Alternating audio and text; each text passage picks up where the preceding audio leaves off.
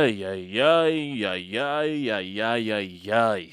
My God, what a dreadful, dreadful home opener that was for the Philadelphia Flyers.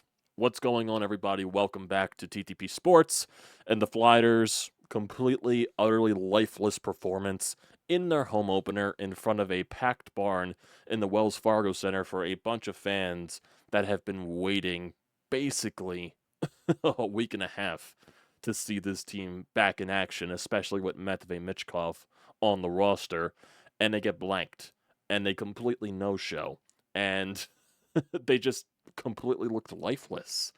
There was nothing going for this team. They had really no offensive sustainability in this game whatsoever, and whenever they did get a chance offensively, it was either post or they missed the net completely.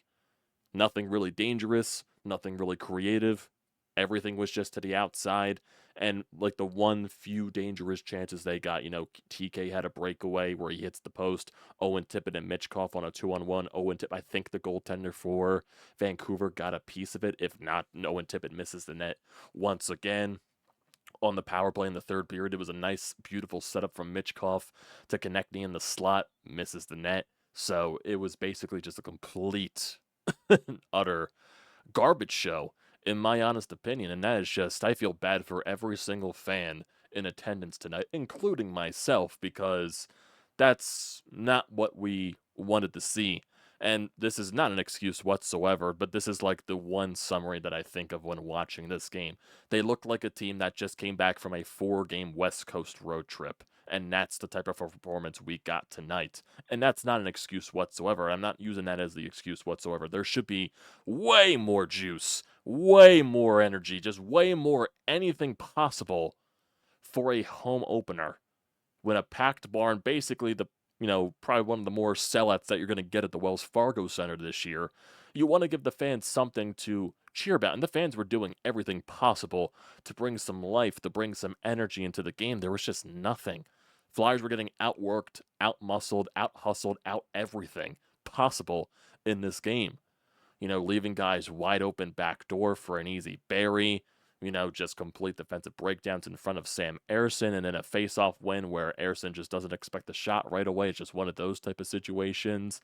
And like I said, no offensive anything generated the entire night, barely. And when you did, you hit the post or you missed the net. It was completely brutal. And this team, once again, this is the 5th game in a row, and this is becoming a gruesome pattern. And this is probably what the identity of the team right now is so far. They can't play 5-on-5. Their 5-on-5 play is absolutely brutal.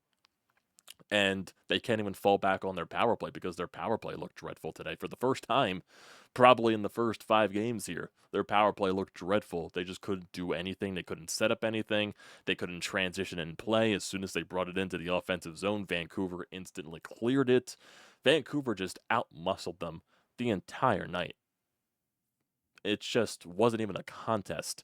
There was nothing at all whatsoever. The shot totals may look, relatively close. 32 shots for Vancouver to the Flyers 26. It was not close. It was not close whatsoever. I think the Vancouver Canucks almost had like 20 shots in that first period of alone, if I'm not mistaken. Yeah, they had 15 shots in the first period to the Flyers 7. The shots were 13-12 in favor of Vancouver in the second, and the shots were 4-7 in favor of the Flyers in the third. But Vancouver really didn't have to do anything because the Flyers just kept stabbing themselves in the foot the entire damn game. There just wasn't anything going for this team. There just wasn't.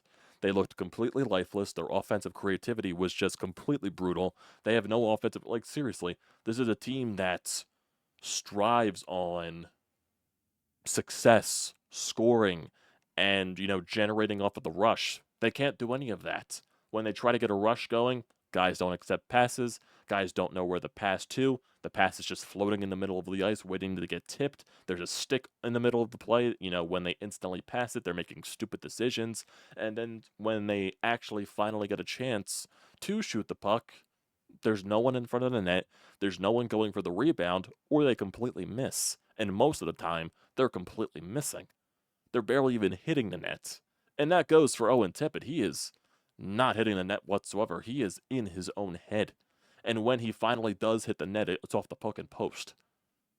You just cannot make it up with the amount of shots he's been taking every single game and the amount of times he just does not hit the net.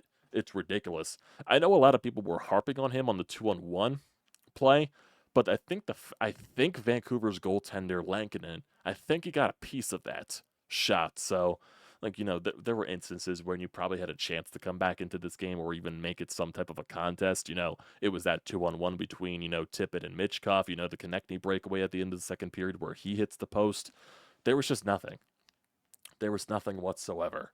And it's just that type of brutal performance that us fans should not be showcased at a home opener. That's the bottom line right there. Their center depth right now is absolutely brutal. Absolutely brutal. Morgan Frost is basically right now their top center, and that's not a good thing. That's no disrespect to Morgan Frost, but he is not a top line center in the National Hockey League, nowhere close to it. Their best center, in my honest opinion, has been Jet Luchenko on a consistent basis. But right now, your center depth is Morgan Frost, Scott Laughton, Jet Luchenko, and then Sean Couturier and Ryan Paling. And also, I forgot to get Sean Couturier left wing on the fourth line tonight, buried there with Garnett half away and Paling.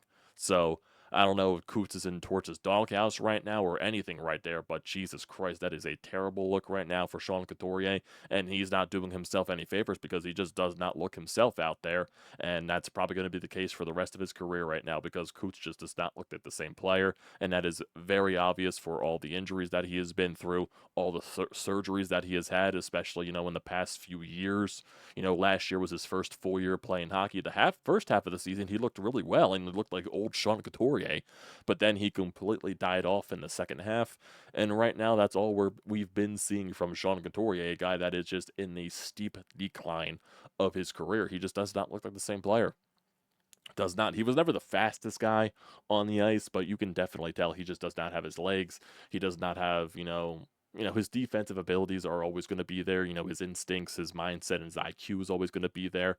But it's the reflexes, it's the quickness, it's the way you move your stick, the way you move your feet. There's just nothing there right now with Sean Couturier, and that's one of the problems there. And seriously, your center depth is just complete garbage. You really just can't generate. And centers do a lot of things in terms of generating offense, being the back horse of a line. That's why they're the center for the reason they're responsible for a lot of things that happen on the ice for those lines. And they really just don't have the depth there. And that is going to be the major downfall of this team right here because maybe that's one of the reasons why they suck 5-on-5. And even their defense just doesn't look the same. It also just reminds me of, well, not even reminds me, like the way this team is playing, the way they're getting out muscled, the way they're just getting out hustled and everything there. It looks like they're just getting bodied every single night. They're just getting pushed around. They just don't look like the same team, even though I don't think it's lost that ability to fight back with this team, like the physicality. Like they're definitely not afraid to play physical or anything like that. But it just feels like right now they're just getting pushed around like it's basically nothing, getting pushed around like rag dolls. And that is something that has been very, very consistent over these 4 games.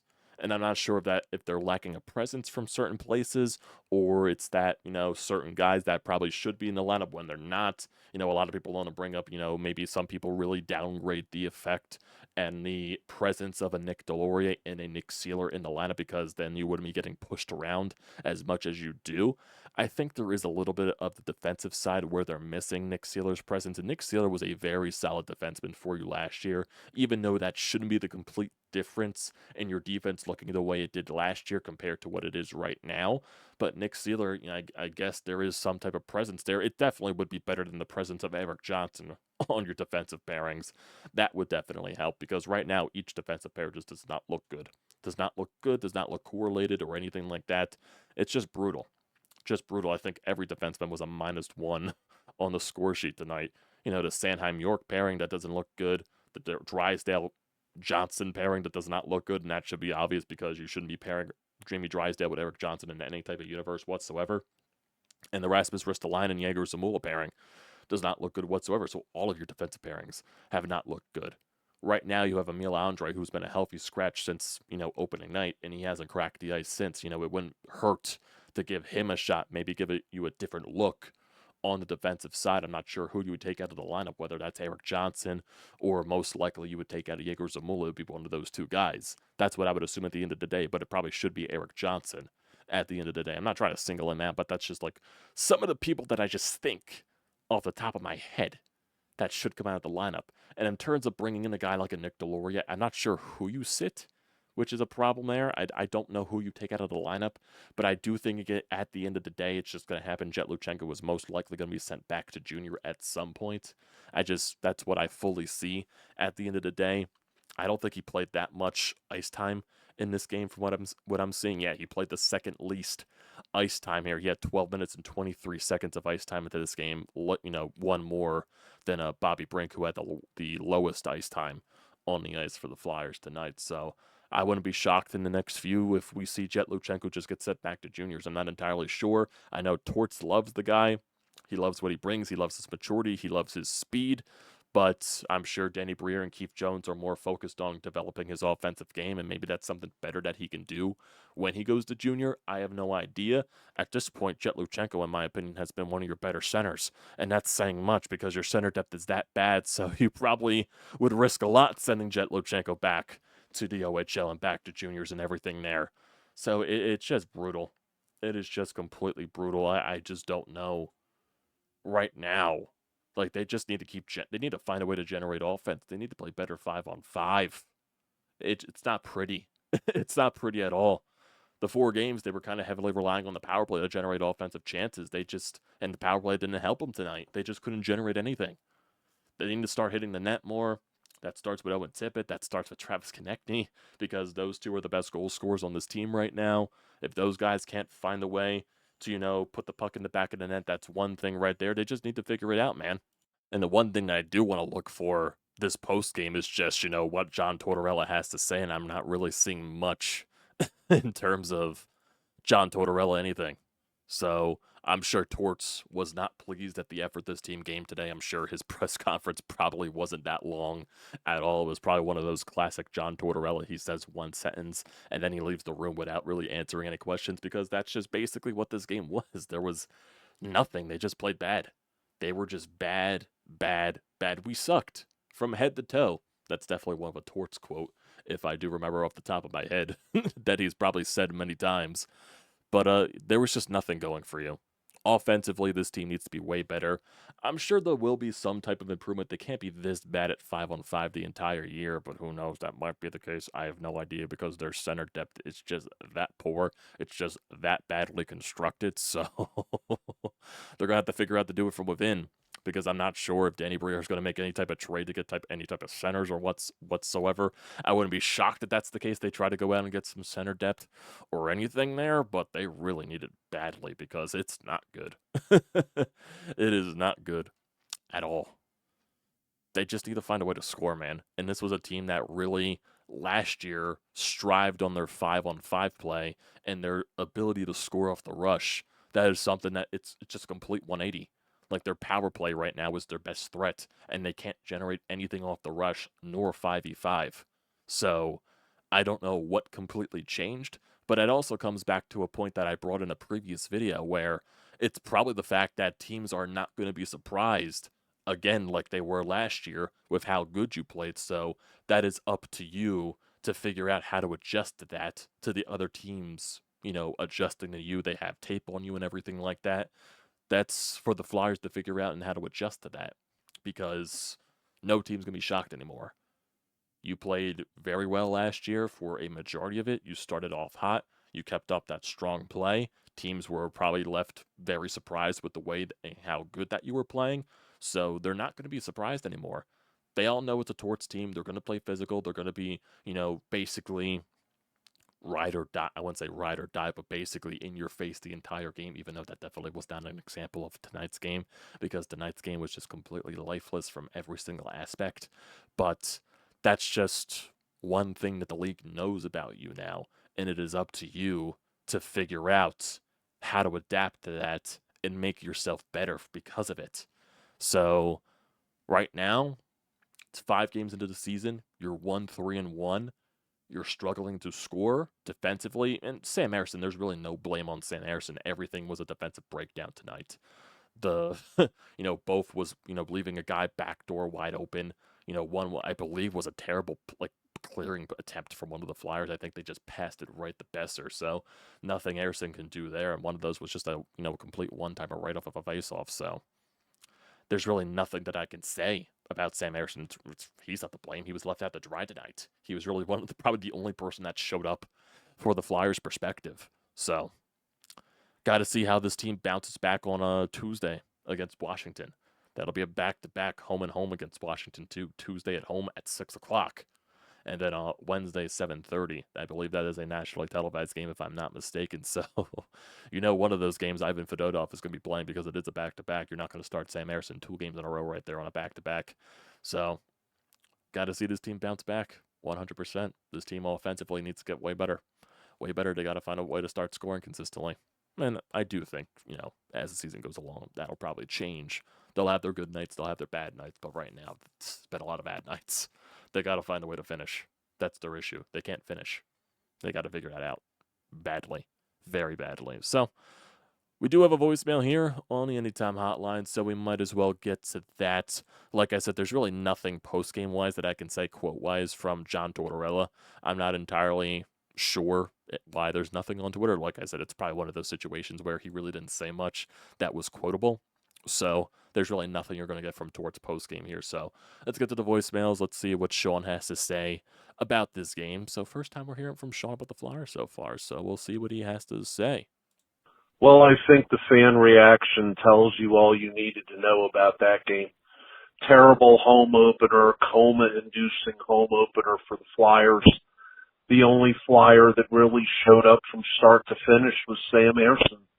Can't fault him on any of the goals. I mean, you see what the Flyers are. Defensively, not a lot of physicality, sloppy at times in their own end, a lot of defensive breakdowns. Offensively, zero creativity in the 5-on-5, and the inability to finish when they do get chances. I mean, you had, 3 posts, couple semi-breakaways, open nets. I mean, good teams, their players are snipers, they put those in. The Flyers have a bunch of cement mixer hands for offensive players, and they hit posts and shoot pucks wide. I mean, but again, the bottom line is losses equal wins. This team is rebuilding. If you're going to suck, if the 2025 draft is as good as they say it's going to be, then that's a good time to suck. That's definitely an interesting way to put upon it.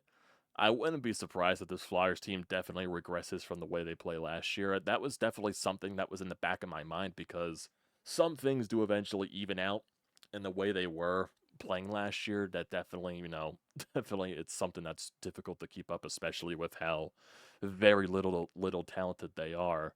So I wouldn't have been shocked if they found a way to, well, not found a way, if they just naturally regressed, because there is a natural regression. They naturally regressed last year when they collapsed, so maybe this is probably who they are at the end of the day, because they are a team that is not talented that much whatsoever. They do have a lot of young players. They are a very young team at the end of the day, but they're also a team that has struck up against the cap, and they're waiting for some contracts to get off the books.